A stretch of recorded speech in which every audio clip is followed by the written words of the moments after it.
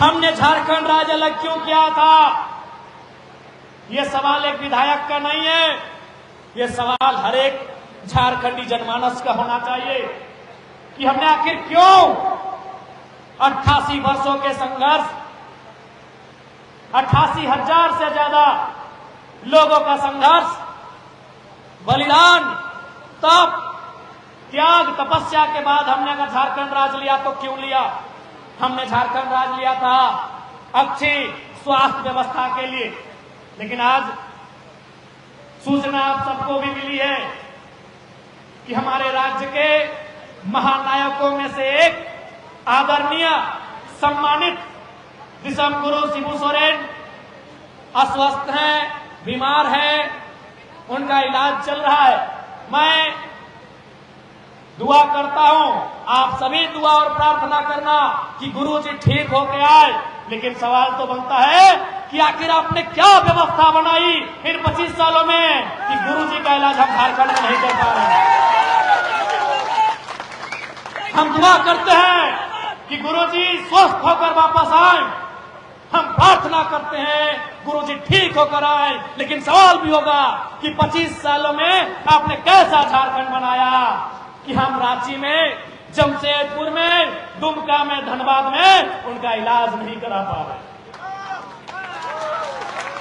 तो क्यों राज्य बना था? अच्छी स्वास्थ्य व्यवस्था के लिए। कहां है हमारी स्वास्थ्य व्यवस्था?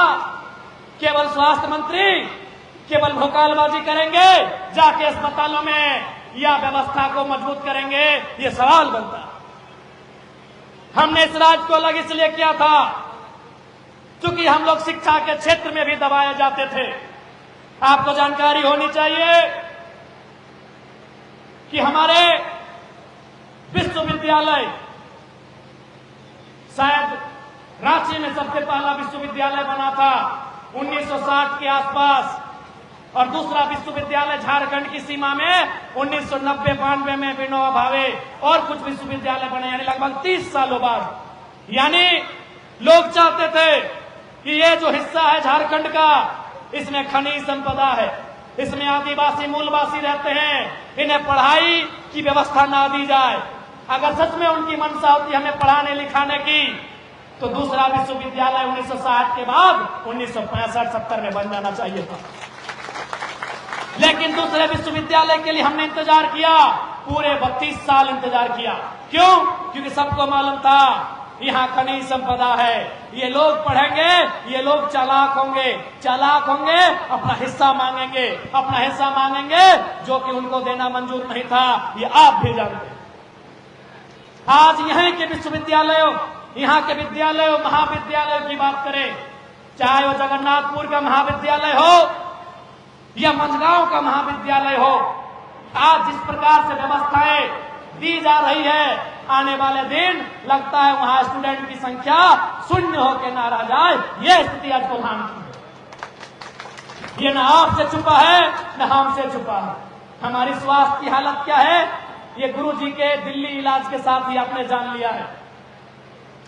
ये वित्त मंत्री राधाकृष्णन जी के दिल्ली में इलाज कराने के साथ ही आपने जान लिया है कि स्वास्थ्य की हालत क्या है। आज हमारे बच्चे पढ़ने लिखने के बाद हालत क्या होती है, यह आपको भी मालूम चल चुका है कि हमारी शिक्षा व्यवस्था क्या है। उसके बाद एक महत्वपूर्ण कड़ी आती है रोजगार की, रोजगार की। और हमने यह उम्मीद भी किया था कि जब झारखंड राज्य अलग होगा, हमारे लोगों को अवसर मिलेगा, हमारे नौजवानों को, हमारी नौजुवतियों को अवसर मिलेगा, उन्हें झारखंड नाम के संस्थानों में, सेवाओं में अवसर मिलेगा। लेकिन आज आप बताइए, झारखंडियों के हिस्से में कितनी नौकरियां हैं और गैर झारखंडियों के हिस्से में झारखंड में कितनी नौकरियां हैं, ये आप बताइए। आपके सामने टाटा है, आपके सामने टिस्को है, आपके सामने टेल्को है, आपके सामने नोवामुंडी है, आपके सामने जादूगोड़िया का यूरेनियम है, आपके सामने लावा गांव सरायकेला का सोना है, आपके सामने रोंगटा है। बताइए कितने झारखंड के लोग नियोजित हैं? बताइए। आज हर एक झारखंडी का सवाल होना चाहिए। ये केवल एक बागी तेवर रखने वाले, एक बगावती तेवर रखने वाले डुमरी विधायक जयराम महतो का सवाल नहीं, पूरे झारखंड का सवाल होना चाहिए कि हमारा रोजगार किसके पास है। जब हमने चुनाव का समय आया तो सरकार ने चालाकी के साथ हमारी मांगों को, हमारी बहनों को मैया सम्मान योजना के नाम का झुंझुना थमा दिया। मात्र 2500 रुपए। इसलिए आज कोल्हान के मुख्यालय से, सिंहभूम के मुख्यालय से डंके की चोट पर कहेंगे कि हमें भीख नहीं अधिकार चाहिए, हमें भीख नहीं अधिकार चाहिए, हर एक घर को रोजगार चाहिए और 2500 नहीं 25,000 चाहिए, 2500 नहीं 25,000 चाहिए। लेकिन आज क्या मिला इस राज्य को? आज आप बताइए, राज तो हमने लिया, लड़के लिया। यही सरकार के जो नेता, जब आंदोलन का टाइम था नारा गूंजता था, मंचों से नेता कहते थे कैसे लिया झारखंड, नीचे से जनता कहती थी लड़ के लिया झारखंड, मर के लिया झारखंड, कट के लिया झारखंड। किसके लिए? आज ये सवाल होगा, किसके लिए झारखंड, किसके लिए झारखंड? आज ये सवाल होगा, किसके लिए झारखंड? अगर झारखंडियों के लिए झारखंड, तो फिर 64 में 40 डीएसपी प्रमोशन बिहारी कैसे हुए? आज ये सवाल होगा। पहले सवाल होता था, पहले नारा गूंजता था लड़ के लिया झारखंड, मर के लिया झारखंड, कट के लिया झारखंड।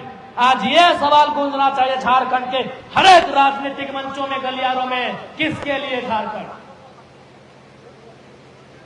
64 में 40 डीएसपी का जो प्रमोशन, 64 डीएसपी का प्रमोशन हुआ है, जिनमें 40 डीएसपी हमारे पड़ोसी राज्य बिहार के हैं। क्या इसलिए झारखंड? क्या इसलिए झारखंड? ये जनता को जवाब मांगना चाहिए सरकार से, कि झारखंड की जनता को मांगना चाहिए जवाब सरकार से। अब जब मैंने इस विषय को छेड़ा है तो बहुत सारे बुद्धिजीवी लोग, पत्रकारिता से जुड़े लोग ये कहेंगे कि विधायक जी अब बारी भितरी की बात कर रहे हैं। तो मैं आज स्पष्ट कहना चाहूंगा, तमाम जनता को कहूंगा, मीडिया हाउस के बुद्धिजीवी लोगों को कहूंगा, ये बारी भितरी की लड़ाई नहीं है, ये छोटे भाई का तकलीफ, पीड़ा, दुख और दर्द है। हमने कब कहा कि हम बंगाल को नहीं जानते हैं? हमने कब कहा कि हम बिहार को नहीं मानते हैं? हमने कब कहा कि हम उड़ीसा को नहीं पहचानते हैं? हम बंगाल को भी जानते हैं, बिहार को भी मानते हैं, उड़ीसा को भी पहचानते हैं। वो तीनों हमारे बड़े भाई हैं। उड़ीसा 36 में बना, वो हमारा संजला भाई है, हमसे ऊपर वाला। बिहार 1912 में बना, वो हमारा मंझला भाई है। और बंगाल उससे पहले का वो सबसे बड़ा भाई है। लेकिन मांग ये है कि जब चारों भाई में बंटवारा हो गया है, तो हमारे हिस्से में आपकी नजर का है? हमारे हिस्से में आपकी नजर का है? हमारे हिस्से में आपकी नजर का है? ये कौन सा बाहरी भित्री है भाई? बाज वेस्ट बंगाल, पश्चिम बंगाल राज्य के पास 88,000 वर्ग किलोमीटर का जमीन है। आज बिहार के पास 94,000 वर्ग किलोमीटर का जमीन है। आज उड़ीसा के पास 1,55,000 वर्ग किलोमीटर का जमीन है। सबसे कम झारखंड के पास 79,000 वर्ग किलोमीटर का जमीन है। तो हमारी जमीन खाली रहे, पड़ती रहे, आपको क्या मतलब? आप अपनी जमीन में कद्दू लगाओ, झींगा लगाओ, गाजर लगाओ, मुरई लगाओ, अरे पुदीना लगाओ, हमको क्या मतलब? आज वो लोग कहते हैं ना कि 12 बीघा में पुदीना बा। हमारे बड़े भाई बोलते हैं ना, हमारे इधर उत्तर वाले बड़े भाई ये बोलते हैं ना कि 12 बीघा में पुदीना बा, मेरे बाबा तो चटनी बना के खाओ पियो ना, हमारा कोयला बालू में कहे नजर डालते हैं। ये हमारा हिस्सा है। ये कौन सा बाहरी भित्री है भाई? This is our part. ये हमारा हिस्सा है, हमारा हिस्सा है, झारखंड का हिस्सा है।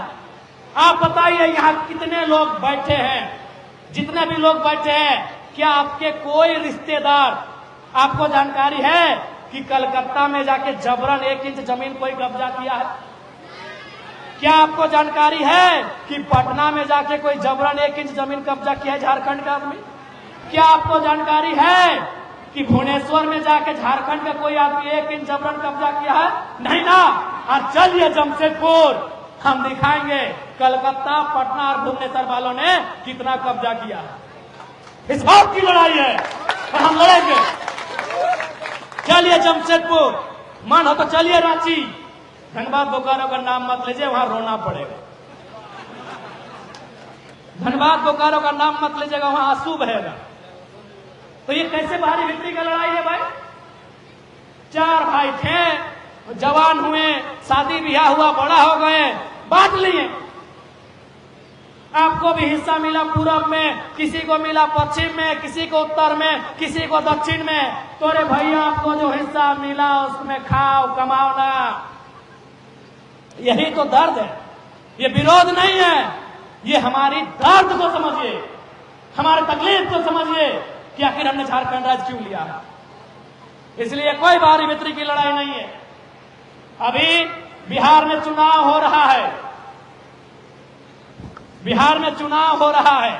जो लोग हमसे कहते हैं कि विधायक जी अब बाहरी भित्री की बात करते हैं, उनसे निवेदन करेंगे बिहार में जेएमएम को 1 सीट दिला के दिखा दीजिए। तो उनसे निवेदन करेंगे एनडीए से आजसू को 1 सीट दिला के दिखा दीजिए। तो और आइए झारखंड, आरजेडी से कोटे से मंत्री हैं, आरजेडी कोटे के विधायक है, जेडीयू कोटे के विधायक है, लोजपा कोटे के विधायक है।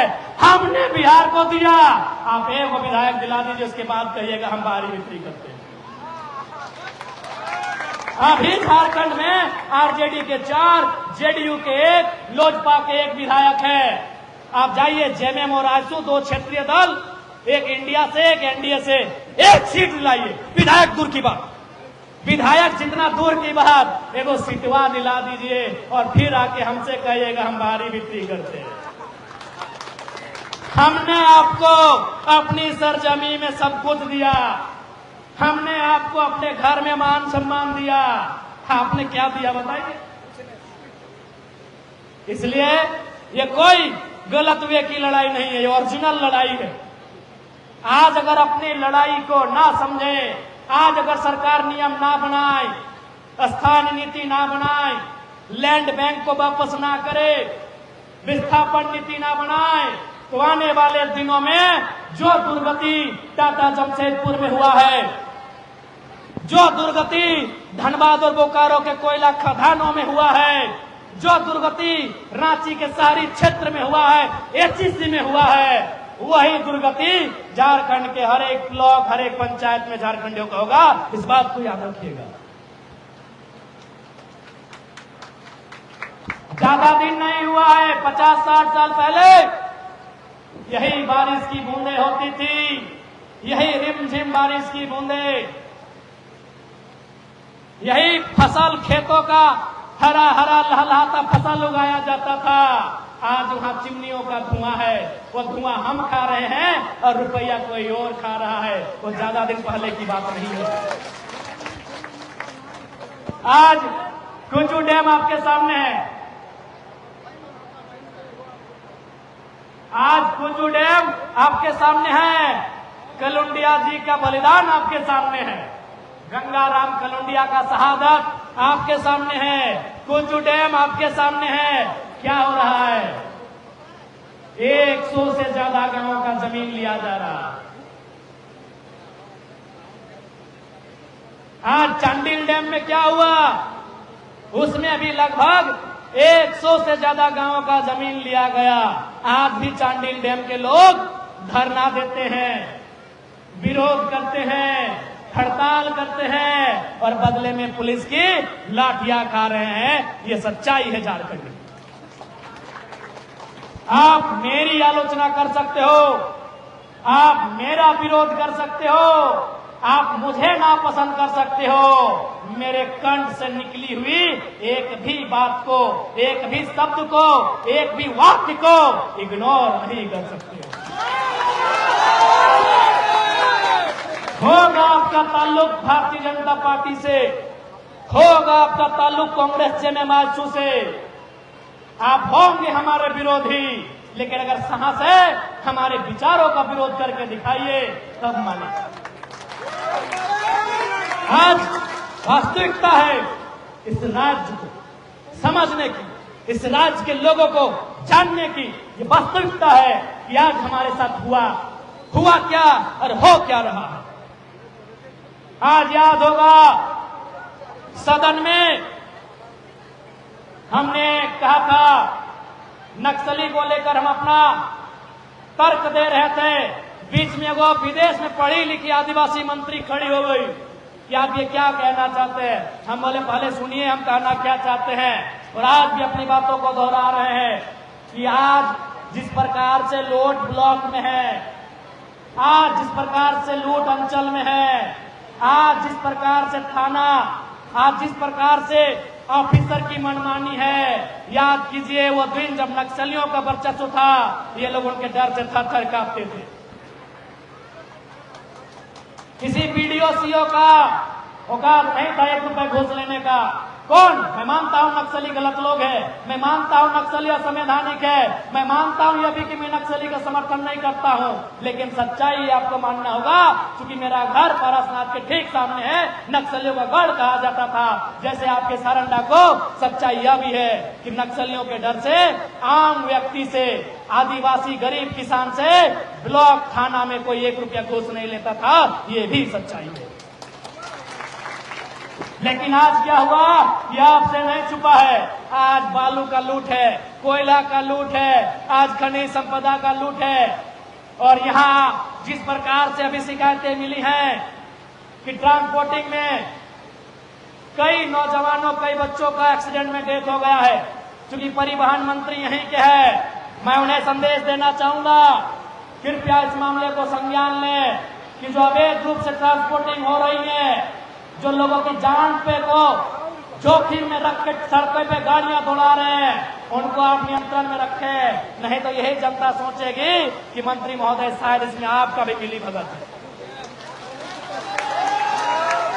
आज सबसे ज्यादा अगर वो सच्ची बात कही जाए तो हमें लगता है संथाल परगना और कोल्हान में आदिवासियों की संख्या औसत में है।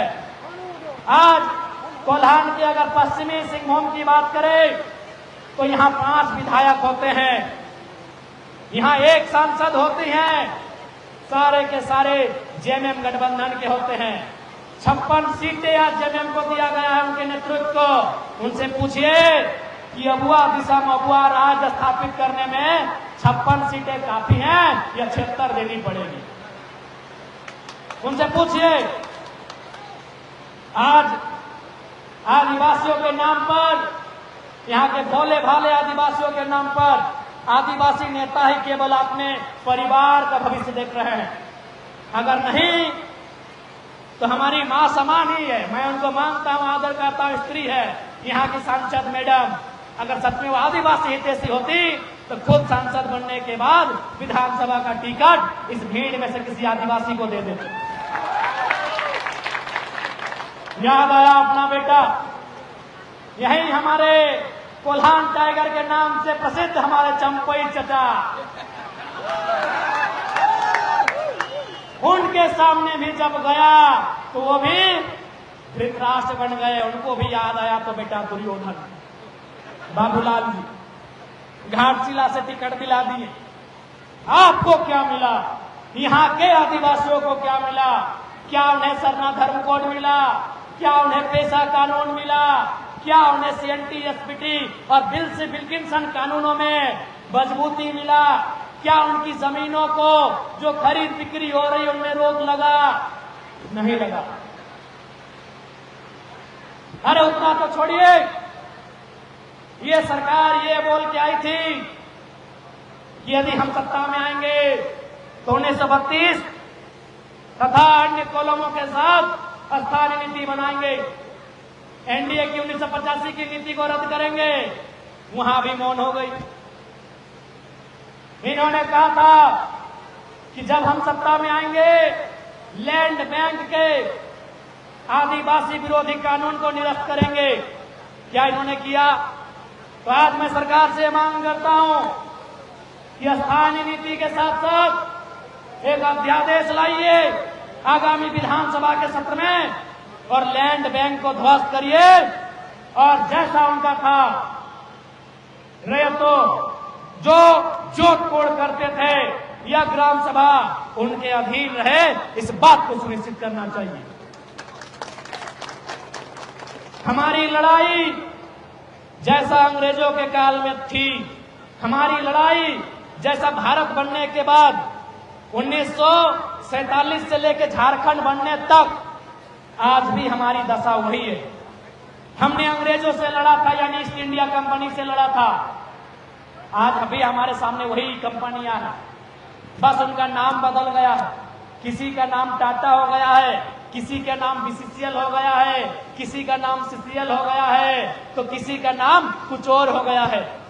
आदिवासियों को जिस मंसूबे के साथ अंग्रेजों के कालखंड में यहाँ के जमीन, यहाँ के जंगल, यहाँ का खनिज लूटा जाता था, आज भी वही दशा है। आज भी हमें हमारे घरों से खनन के नाम में बेघर किया जा रहा है। यदि आपको अब भी लगे हम झूठ बोल रहे हैं तो यही बगल में जादू घोड़ा चीख चीख के इस बात की गवाही दे रहा है। आज भी आदिवासियों के साथ वही व्यवहार है। मैंने एक पुस्तक पढ़ा है, उस पुस्तक का नाम है सलाम बस्तर, अंग्रेजी में हेलो बस्तर। राहुल नामक राइटर ने लिखा है, वो हिंदी में भी है अंग्रेजी में भी है। उस पुस्तक में बीच में कहीं एक बड़ी गहरी लाइन लिखी है कि ये लोग आदिवासियों की जमीन को कॉमन जमीन मानते हैं। ये पूंजीवादी सोच की सरकारें, ये सामंतवादी सोच की सरकारें, ये महाजनी सोच की सरकारें, ये गांधी के विपरीत के सोच की सरकारें आदिवासी की जमीन को कॉमन जमीन मानते हैं। इनका मानना है कि आदिवासी तो जंगली होते हैं, इसलिए आज भी जादू घोड़ा उसका ज्वलंत उदाहरण है कि आज वो गांव पूरी तरह से चीख रहा है, कराह रहा है, बिलख रहा है, रो रहा है, लेकिन किसी का दया नहीं है कि उस गांव के लोगों को वहां से विस्थापित किया जाए। विकास का कोई विरोधी नहीं है, खनन का कोई विरोधी नहीं है, विस्थापन होना चाहिए। जमीन के बदले जमीन मिलना चाहिए। उस परिवारों को, उन गांवों को वह सुविधा मिलनी चाहिए जो सुविधा उनके गांवों में कभी थी। आपके सामने है जादू घोड़ा की कहानी। हमें तो एक वाकया याद आया, जब विधानसभा में मैंने जादू घोड़ा का विषय को उठाया, एक मीडिया बंधु ने हमें फोन किया, विधायक जी सचेत रहिएगा, कुछ लोग अब आपके पीछे लगेंगे। क्यों ना आपने जादू घोड़ा के मुद्दे को छू दिया। अरे भाई, कोई मर रहा है और हम इसको छूने से डरेंगे? आपके सामने चीख रहा है जादू घोड़ा। जमीन हमारी, गांव हमारा, और आज यूरेनियम खनन के नाम पर उस गांव को, आसपास के गांवों को बर्बाद कर दिया गया है। वहां की आधी महिलाएं मां नहीं बन सकती हैं, आधी महिलाएं।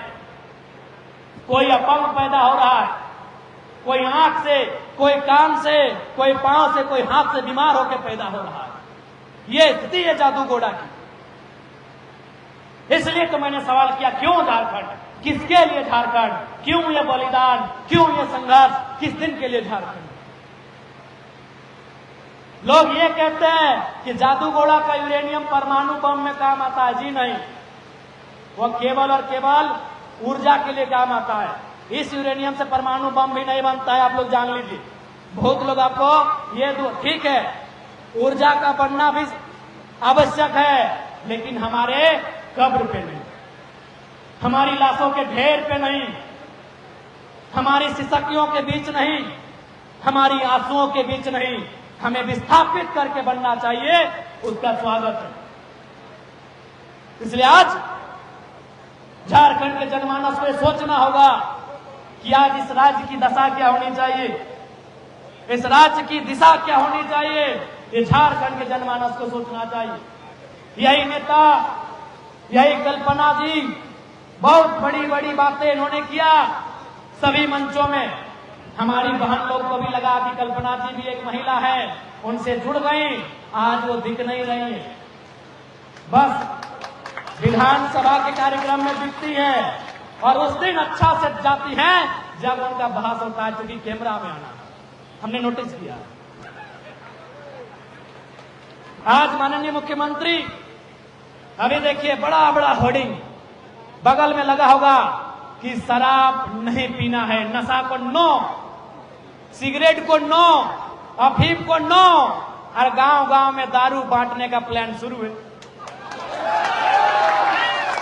यानी इसका मतलब क्या है कि सरकार हम लोगों को मूर्ख समझता है।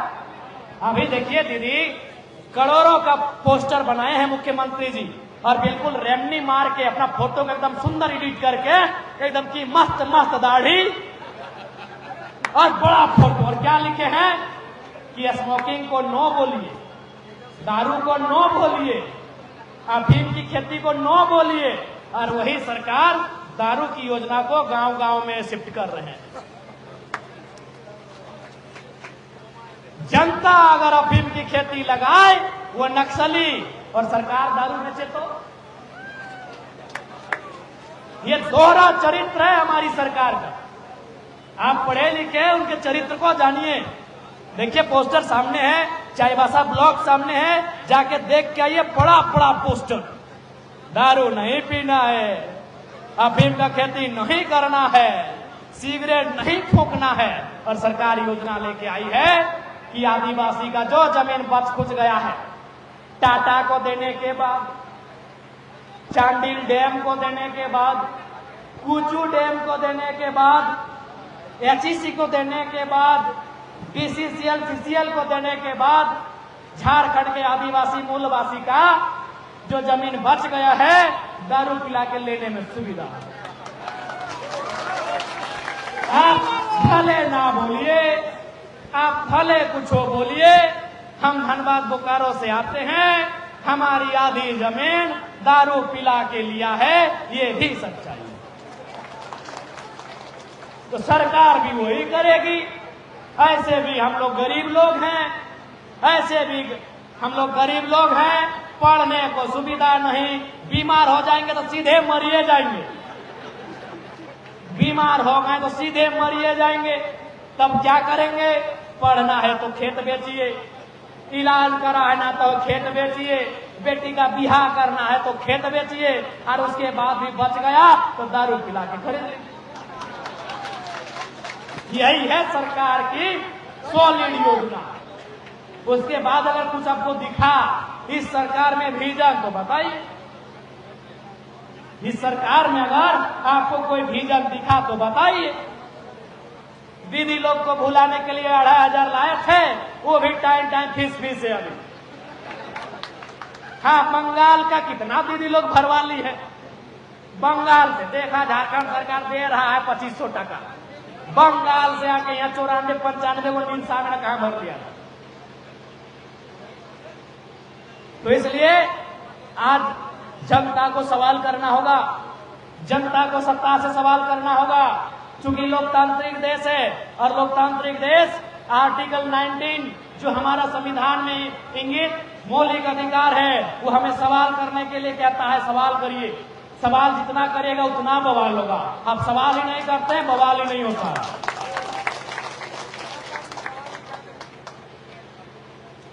आप अभी सवाल करते जोबा मैडम से कि हाँ मैडम आपको इतना दिन विधायक मंत्री सांसद बनाए, कम से कम टिकटवा गरीब को दे देते तो 2,13,000 पेमेंट में गरीब आदिवासी कमाता कि नहीं? हाँ, सवाल करते हैं कि मैडम आपको तो जिंदगी भर वोटवा दिए किए, आपको विधायक से मंत्री, मंत्री से सांसद दिल्ली भी पहुंचा दिए, तो कम से कम आपका जो जगह खाली हुआ था किसी गरीब को देते तो उसका अभी तनख्वाह 2,13,000 मिलता, एक आदिवासी लाखपति तो बनता। लेकिन सभी आदिवासी नेता का ही बात करिए, हमारे अर्जुन दा वो अपना अर्धांगिनी को टिकट लड़ा दिए करने से पटना से ना, यानी इनका विजन यही है कि हम और हमारे। अगर विजन सही होता, देखिए वो नया विधायक आया है, मेरा विजन देखिए, हमने 2,13,000 में ये वादा किया है कि 1,60,000 रुपए डुमरी विधानसभा की जनता को डोनेट कर देंगे। आज करने जा रहे हैं। पूरे बैंक का हमारा स्टेटमेंट है, चेक कर लीजिए। 5 लाख रुपए हम निकाल के लाए हैं, जो स्टूडेंट पास किए हैं उनको पढ़ने के लिए दान कर देंगे 5 लाख रुपया अपना पैसा। एक नया विधायक का विजन देखिए, हमने ये भी वादा किया है। आज पता है 6 महीना से लोग हमको शिकायत कर रहे हैं, हमारा विधानसभा वाला, कि विधायक जी आप तो मिल नहीं रहे हैं, तो कैसे मिलेंगे, एक जगह हम कैसे मिलेंगे। मेरा जन्म है धनबाद जिला में और हम विधायक बन गए हैं, आधा बोकारो आधा गिरिडीह का, और हम वचन दिए हैं अपना जिला से बाहर 1 इंच जमीन नहीं खरीदेंगे। जब तक नेता में विजन नहीं होगा, राज नहीं बदलेगा। जब तक नेता में विजन नहीं होगा, ये राज नहीं बदलेगा। आज नेता लोग दिन प्रतिदिन अमीर से अमीर से अमीर, वो 1000पति थे, 1000पति के बाद लाख, नहीं पहले चाय पति थे, चाय का दुकान में चाय पीते थे, चाय से ही पॉलिटिक्स शुरू किए। चाय पति से 1000पति, 1000पति से लाखपति, लाखपति से करोड़पति, करोड़पति से अरबपति बन गए। आज हिंदुस्तान की गरीबी का एक महत्वपूर्ण कारण नेता और ब्यूरोक्रेट्स है, इसको मानिए। हिंदुस्तान की गरीबी का एक महत्वपूर्ण कारण है नेता और ब्यूरोक्रेट्स। क्यों ना, हम लोग अभी एक वर्ड आया है मार्केट में, अर्थशास्त्र की दुनिया में, इकोनॉमी की दुनिया में एक नया वर्ड आया है, क्रोनी कैपिटलिज्म।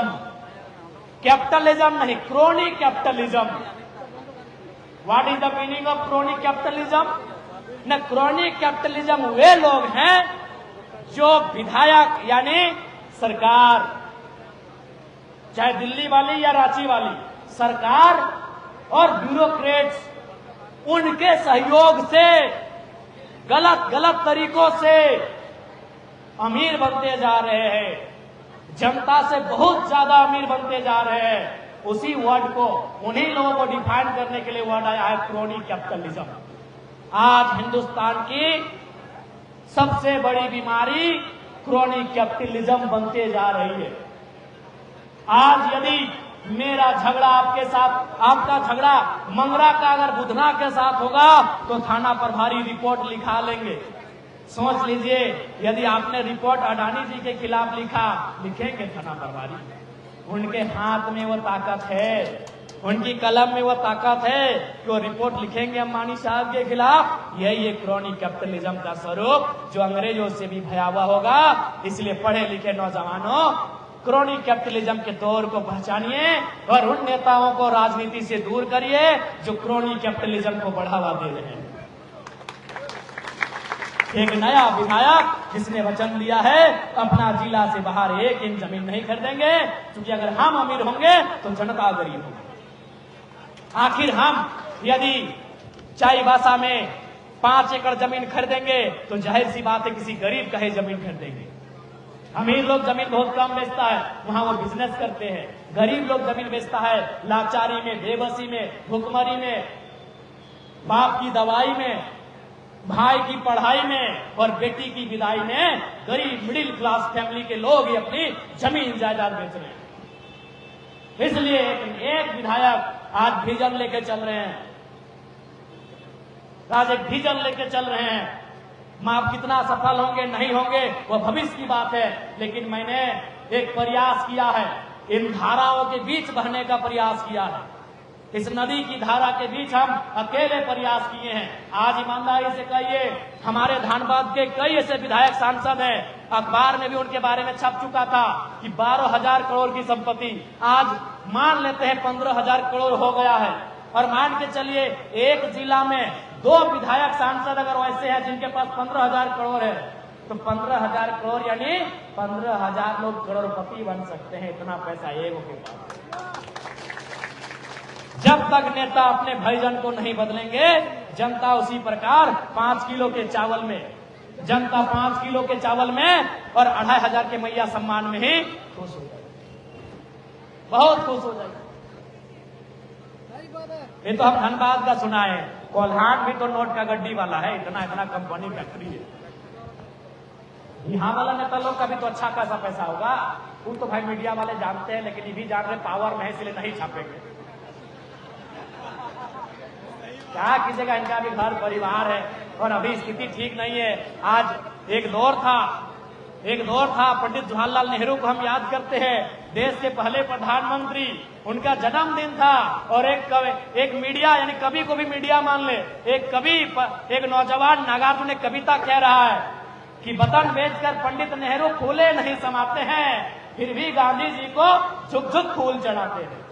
पंडित नेहरू सुनते हैं, मुस्कुराते हैं, लेकिन ईडी और सीबीआई का सामान नहीं भेजते हैं। इसीलिए आज मीडिया का भी थोड़ा सा आज है कि कहीं ना कहीं चोट पहुंचाई है इन व्यवस्थाओं ने। वही पंडित नेहरू का एक कहीं कार्यक्रम था, मैंने किसी अखबार में पढ़ा था, एक बूढ़ी महिला डंडा ठोंकते ठोंकते आई और सीधे पंडित नेहरू के सामने आके बोले अरे नेहरू, तुम तो प्रधानमंत्री बन गया, हमको क्या मिला? तो बड़ी विनम्रता के साथ नेहरू जी ने कहा कि माँ जी, इस लोकतंत्र में आपको इतना मिला कि आप देश के प्रधानमंत्री के नाम के आगे ना श्री लगा रहे, ना लास्ट में जी, आप रे नेहरू कहा के बुला रहे, आपको अधिकार मिला। देश का प्रधानमंत्री न नाम के आगे आप श्री लगा रही हैं, न नाम के पीछे जी, आप रे नेहरू कह के बुला रही हैं, ये लोकतंत्र ने आपको दिया। तो ये मालूम है आपको भी कि कोल्हान में भी 14 वो विधायक बनते हैं और 2 वो एमपी बनते हैं और एक आध तो मंत्री बनवे करते हैं। माफ कीजिएगा, विधायक 14 गो और सांसद 2 गो और उसी में सरकार किसी का रहे 1 2 गो मंत्री बनिए जाते हैं। पता कीजिएगा इनडायरेक्ट रूप से उनका प्रॉपर्टी क्या है। आज अगर टाटा आपके सामने मनमानी कर रही है तो कारण ये है, आपको भी मालूम है, बोलने में भी डर नहीं है। माननीय मुख्यमंत्री के एक रिश्तेदार का विवाह हुआ था, केवल लाइटिंग के लिए टाटा ने 80 लाख खर्च किया था। काहे आपका सुनेगा? ये आपको भी मालूम है, ये हमको भी मालूम है और सब जो लोग थोड़ी सी भी जानकारी रखते हैं उनको भी मालूम है कि शादी में 80 लाख रुपए कंपनी ने खर्च किया था, सिर्फ पंडालिंग में और लाइटिंग में। तो काहे वो हमारी सुनेगा? आज अनुमान मान के चलिए, आज पेशा कानून की बात हो रही है, पेशा कानून लागू करने की बात हो रही है, तो पेशा में क्या होगा? बालू पे गांव का अधिकार होगा, खनिज पे गांव का अधिकार होगा। एक बात बताइए, अगर बालू, खनिज, कोयला, बालू, ढेका, पत्थर अगर गांव के लोग का होगा तो इन लोग जो चुनाव 10 करोड़ 50 करोड़ में लेके आया है जब बप्पा लोग से कैसे भरपाई करेगा? सोचना होगा आपको, दोनों पहलू कारण को भी सोचना होगा कि भाई बालू कोयला मेरा, खनिज मेरा, निर्णय लेना मेरा, तो फिर उनका क्या बचेगा जिन्होंने चुनाव में खर्चा किया है। और आपको भी मालूम है, सब जरा माता थोड़ी है कि अपना खा के वोट दिया है। नहीं, अभी तक हम बिना पैसा का चुनाव जीते हैं। आगे क्या होगा नहीं होगा वो भविष्य की बात है, आगे हम कितने ईमानदार रहेंगे नहीं रहेंगे वो भविष्य की बात है। लेकिन अभी तो ये सच्चाई है कि हमने लोकसभा का चुनाव और विधानसभा का चुनाव, अपना दोनों चुनाव हमने किसी प्रकार का कोई फंडिंग नहीं किया। आज भी हमें लगता है, आज भी कई घरों में आलू प्याज भरा हुआ था चंदा करके। हम बोले कि नहीं, आप विधायक फंड में इसको रख लीजिए, अब अगला 29 में देखेंगे। तो आज उन चीजों को जनता को समझना होगा, जनता को सवाल करना होगा। जनता सवाल नहीं करती है, इसलिए बवाल नहीं होता है। इस राज्य में उथल पुथल तभी होगा जब जनता जागरूक होगी, जब जनता अपने मत को लेकर जागरूक होगी। इसलिए आज कोल्हान वासियों आपसे निवेदन होगा, ये धरती वीरों की है। अगर इधर पोटो हो का बलिदान दिखता है, इधर बागुन सुमरई का योगदान दिखता है, तो उधर रघुनाथ महतो और निर्मल का वो उबलता हुआ खून भी आपको महसूस होता है। ये कोल्हान वीरों की धरती। अंग्रेजों को भी हमने छठी का दूध याद दिलाया है। ये कोल्हान की धरती है ना, जब जब वहां घुसे हैं लात मुंह की खाए हैं। इसलिए आज आपको अपनी परंपरा को, अपने इतिहास को याद रखना होगा।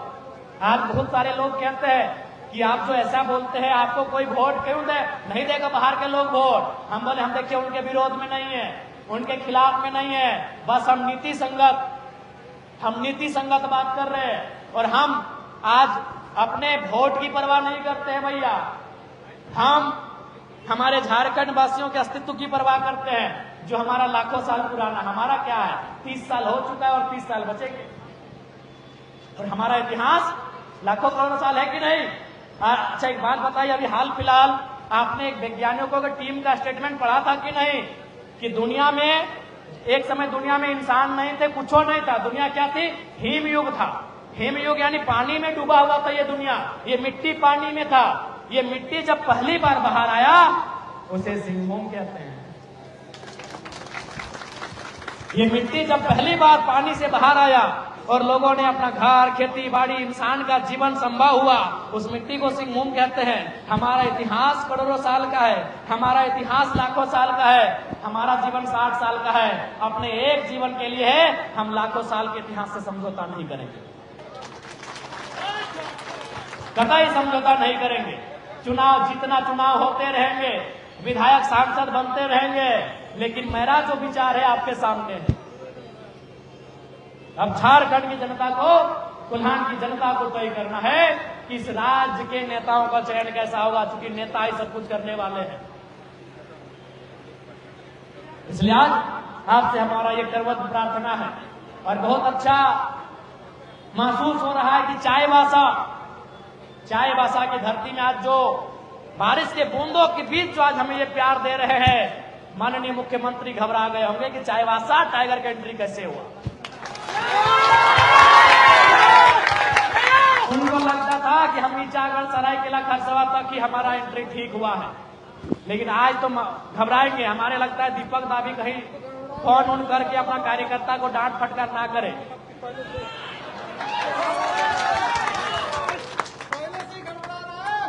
इसलिए आज जनता को नेतृत्व चुनना होगा। हम बुरे हो सकते हैं, आने वाले दिन हमारा कोई कदम बुरा हो सकता है, आने वाले दिन हो सके हमारा व्यवहार बदल सकता है, लेकिन आज जिन बातों का परिचय मैंने आपसे करवाया है, जिन विषयों को मैंने आपके सभा के पटल पे रखा है, आप इन विषयों को इनकार नहीं कर सकते हैं। इन विषयों को अगर इनकार किए तो हमारे लिए बहुत भारी पड़ेगा। आज साक्षी वालों को कभी आज से 50 साल पहले मालूम नहीं होगा कि हमारी ये दशा होगी। साक्षी, सोनारी, मानगो, कदमा, विष्णुपुर, आदित्यपुर, गम्हरिया, सरायकेला, उनको भी मालूम नहीं होगा आज से 50 साल पहले कि जो हमारे खेत, जिन पर हमारे बाप दादा फसल उगाया करते थे, आज उसमें चिमनी का धुआं उड़ेगा, धुआं हम खाएंगे, ये उन्होंने भी नहीं सोचा था।